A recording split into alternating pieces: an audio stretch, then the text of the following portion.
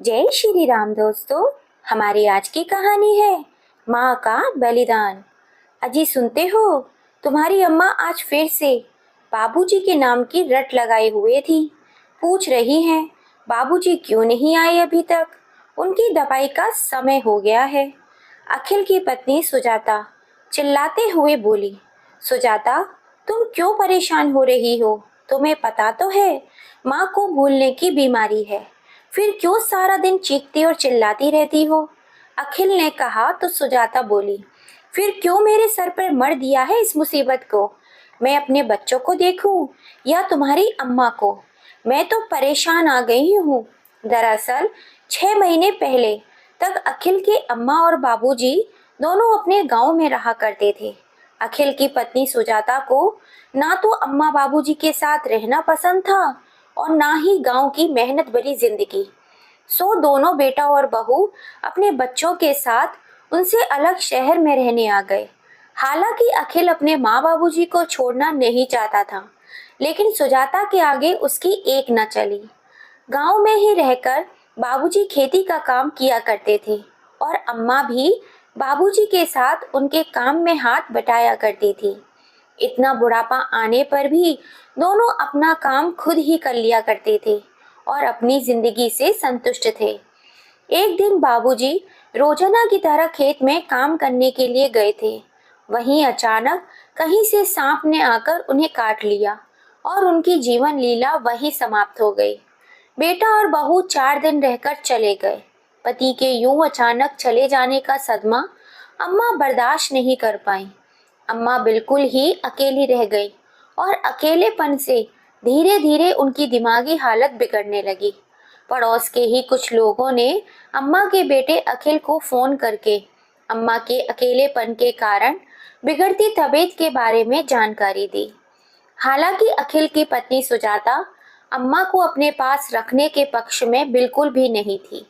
उसने अखिल को भी साफ साफ मना कर दिया था अम्मा को शहर लेकर आने से, लेकिन जात बिरादरी और रिश्तेदार क्या सोचेंगे, इस बात का हवाला देते हुए अखिल ने अपनी पत्नी को मना ही लिया और गांव जाकर अम्मा को शहर ले आया। अम्मा के दिमाग की कमजोरी को समझते हुए एक दिन अखिल अम्मा को शहर के डॉक्टर के पास ले गया। डॉक्टर ने बताया कि यह एक दिमागी बीमारी है जो किसी को भी हो सकती है। तुम्हें इनका बहुत ही अच्छे से ध्यान रखना होगा। इन्हें अकेले बाहर बिल्कुल भी निकलने मत देना और अकेले पार्क तक भी मत जाने देना।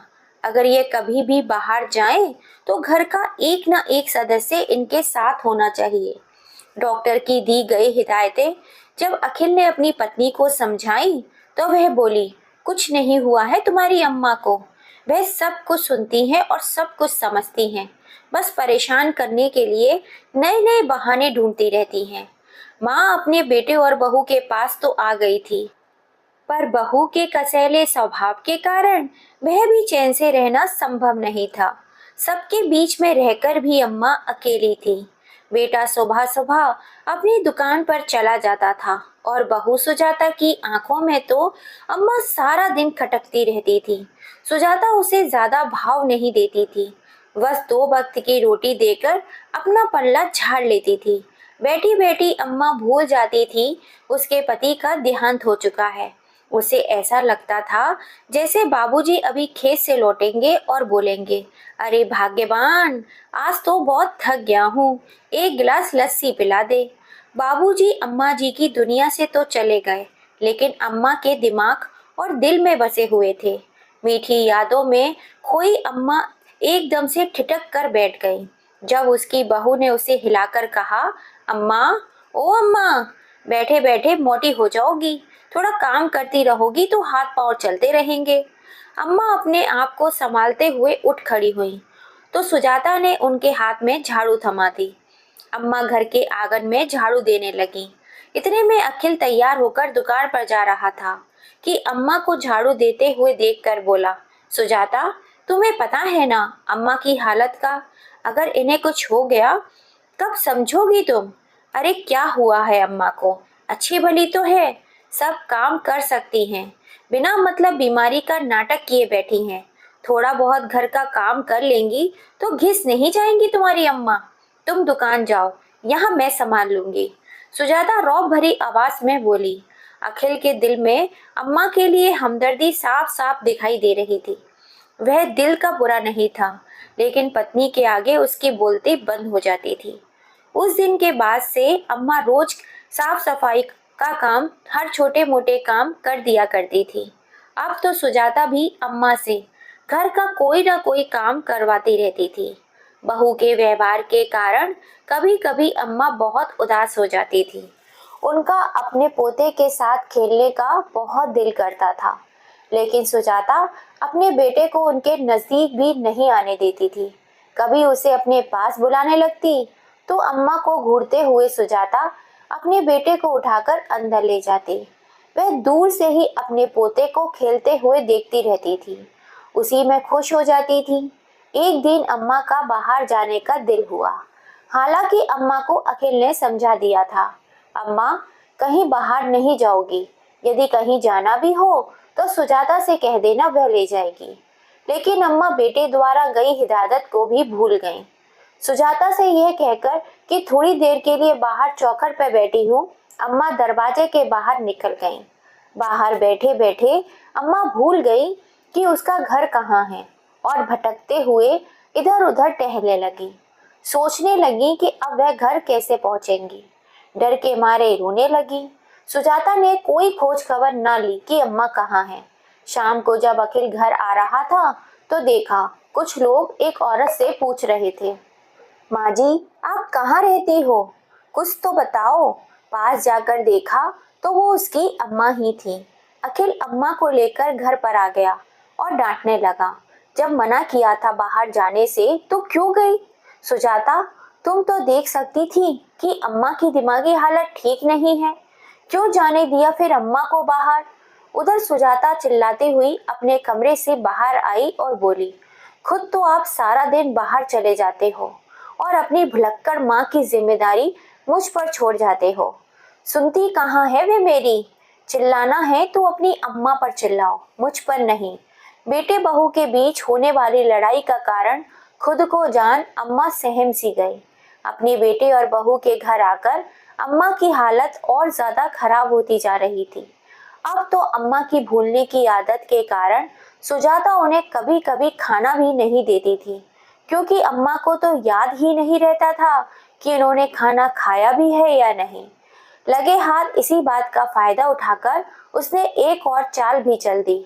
सुजाता ने धोखे से अम्मा का अंगूठा लगवाकर गांव वाला मकान भी अपने नाम करवा लिया और यह बात अखिल को भी पता ना लगने दी।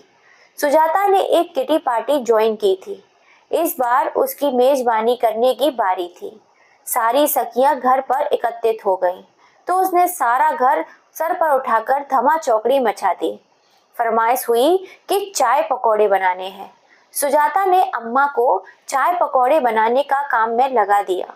बेचारी बीमार अम्मा उसके लिए फ्री की नौकरानी जो बन चुकी थी। जैसे तैसे अम्मा ने चाय और पकौड़े बनाकर मेज पर रख दिए। जैसे ही सबने खाना पीना शुरू किया तो बोले, छी, थू थू, ये क्या खाना बनाया है। सुजाता तेरी सास ने जिसके लिए हमें घर बुलाया था। दरअसल अम्मा की दिमागी हालत खराब होने के कारण अम्मा ने चाय में चीनी की जगह नमक डाल दिया था और पकौड़े में नमक डालना ही भूल गई थी। बस फिर क्या था, सुजाता सारी सहेलियों के सामने ही अम्मा पर बरसना शुरू हो गई और खूब जली कटी बातें सुनाई। थोड़ी देर बाद बीतने पर सारी सहेलियां नाक मुंह सुकोड़कर चली गईं। उधर देखा तो अम्मा अपने पोते के साथ लाल लड़ा रही थी। एक काम ठीक से नहीं होता आपसे, सारी सहेलियों के आगे नाक कटवा दी आपने तो मेरी। बोलते हुए सुजाता अपने बेटे को खींचते हुए रसोई घर में चली गई। सामने देखा तो अम्मा ने गैस भी जली हुई छोड़ दी थी। तेल धू धू करके जल रहा था और साथ में सुजाता का दिल भी। अब तो हद हो गई, कहते हुए सुजाता अपने कमरे में जाकर सोच विचार करने लगी। अगले दिन सुबह जब अखिल अपनी दुकान पर चला गया तो सुजाता अम्मा के पास आई और बोली, अम्मा चलो आज आपको मंदिर में माता रानी के दर्शन कराने ले चलती हूँ। आप कब से मंदिर जाने की जिद कर रही थी ना। अम्मा खुशी खुशी मंदिर जाने के लिए तैयार हो गई। जब से इस घर में आई थी, आज पहली बार था। वो इतनी खुश दिखाई दे रही थी, और होती भी क्यों ना। आखिर इतने दिन के बाद अम्मा किसी मंदिर में जा रही थी। जुग जुग जियो बहू, भगवान तुम्हारा भला करे। बहू के साथ घर से निकलते हुए अम्मा उसे ढेरों आशीर्वाद देती जा रही थी। शहर के दूसरे किनारे पर एक मंदिर में पहुंचकर सुजाता ने वही अम्मा को एक कोने में बिठा दिया। अम्मा यहीं चौखट पर बैठ जाओ, मैं प्रसाद लेकर आती हूँ, तब तक यहीं रुकना। यह बोलकर सुजाता प्रसाद लेने चली गई। लेकिन दोपहर से सुबह से दोपहर हो गई, सुजाता लौटकर नहीं आई। बेचारी अम्मा भूखी प्यासी वहीं बैठी रही। किसी ने प्रसाद दे दिया तो खा लिया। दोपहर को पुजारी जी ने देखा एक बूढ़ी औरत मंदिर की सीढ़ियों पर कब से बैठी हुई है, तो उसने पूछा, आप कौन हैं, कहाँ से आई हैं? और बेचारी अम्मा अपना नाम बताने में भी सक्षम नहीं थी। पुजारी जी ने थोड़ी देर इंतजार किया, लेकिन कोई नहीं आया। तो पुजारी जी ने लोकल न्यूज चैनल को फोन लगाकर सूचना दे दी। थोड़ी ही देर हुई और न्यूज चैनल रिपोर्टर मंदिर में पहुंच गए, और साथ में स्वयं सेठी संगठन के कार्यकर्ता भी, जिन्हें न्यूज रिपोर्टर ने खबर कर दी थी। न्यूज रिपोर्टर अम्मा से सवाल पूछ रहे थे, लेकिन वे बेटे के नाम के अलावा और कुछ नहीं बोल पाई। उन्होंने अम्मा की वीडियो बनाकर चैनल पर शेयर कर दिया, और अम्मा से पूछताछ में जो थोड़ी बहुत जानकारी मिली वह भी उन्होंने न्यूज चैनल पर डाल दी। शाम को अखिल जब दुकान से वापस आया तो हैरान होते हुए बोला, अम्मा क्यों नहीं दिखाई दे रही, कहाँ गई हैं? अकेली तो कहीं जाने से रही। तभी सुजाता नजरें चुराते हुए बोली, मुझे क्या पता कहाँ गई तुम्हारी अम्मा, बिना बताए कहीं भी चली जाती हैं। मैं तो तंग आ गई हूँ इनसे बोलने की बीमारी से। अच्छा ही हुआ जो चली गई। यह तो तुम क्या कह रही हो, तुम्हें जरा सी भी तरस नहीं आता मेरी बीमार बूढ़ी अम्मा पर? पता नहीं कहाँ गई होंगी, किस हाल में होंगी। हे भगवान, अब मैं क्या करूं? अखिल अम्मा की चिंता में डूबा जा रहा था। फिर अपने आप को संभालते हुए अम्मा को ढूंढने के लिए निकल पड़ा। अम्मा जी को भूखा प्यासा जान संगठन के सदस्य उनके लिए खाना और चाय लेकर आए। बेचारी भूख से तड़पती अम्मा खाने पर टूट पड़ी। उधर न्यूज चैनल पर अम्मा का वीडियो देखकर किसी ने जाकर अम्मा के घर का पता बता दिया। अम्मा को लेकर न्यूज रिपोर्टर और स्वयं सेठी संगठन के लोग दिए हुए पते पर पहुंचे। देखा तो घर में एक बच्चा जोर जोर से रो रहा था। उसकी माँ उसे तरह तरह की चीजें देकर बहलाने की कोशिश कर रही थी, लेकिन इसके बावजूद भी वह चुप नहीं हो रहा था।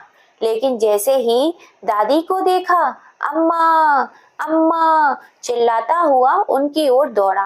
अम्मा ने बड़े प्यार से उसे अपनी गोद में ले लिया और उसे दुलार करने लगी। बच्चा तुरंत चुप हो गया, लेकिन अम्मा को देखकर सुजाता हैरत में पड़ गई। वह अम्मा को नफरत से घूरती जा रही थी। सुजाता को यकीन नहीं था कि अपनी भूलने की बीमारी के चलते अम्मा की घर वापसी नहीं हो पाएगी। अम्मा को देखते ही जैसे उसके सारे अरमानों पर पानी फिर गया। घर पर आए रिपोर्टर और संगठन के सदस्यों ने सुजाता से अखिल का मोबाइल नंबर लिया और उसे फोन करते हुए तुरंत घर पे पहुंचने के लिए कहा। थोड़ी ही देर में अखिल हैरान परेशान होता हुआ घर पर पहुंच गया। आकर अम्मा को सही सलामत देखा तो जान में जान आई।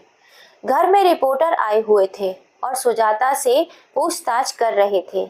उन्होंने सारा मसला अखिल को बताया। थोड़ी ही देर में पुलिस भी वहां पहुंच गई। पूछताछ में सुजाता ने स्वीकार किया कि गांव वाला मकान अपने नाम कराने के बाद वो ही अम्मा से छुटकारा पाने के लिए उसे मंदिर में छोड़कर आई थी। अखिल को तो जैसे अपने कानों पर विश्वास ही नहीं हुआ। उसे ऐसा लगा जैसे उसके सिर पर आसमान टूट पड़ा हो। उसने यह सब सुनते ही सुजाता को एक जोरदार थप्पड़ जड़ दिया। तुम्हारी इतनी हिम्मत! सुजाता चिल्लाई। हिम्मत तो तुमने अभी देखी कहाँ है।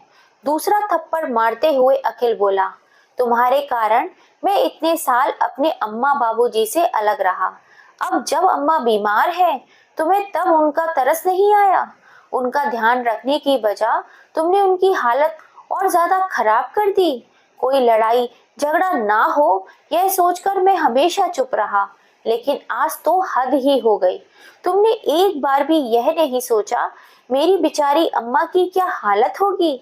मुझे माफ कर दो अम्मा, मैं तुम्हारा गुनाहगार हूँ।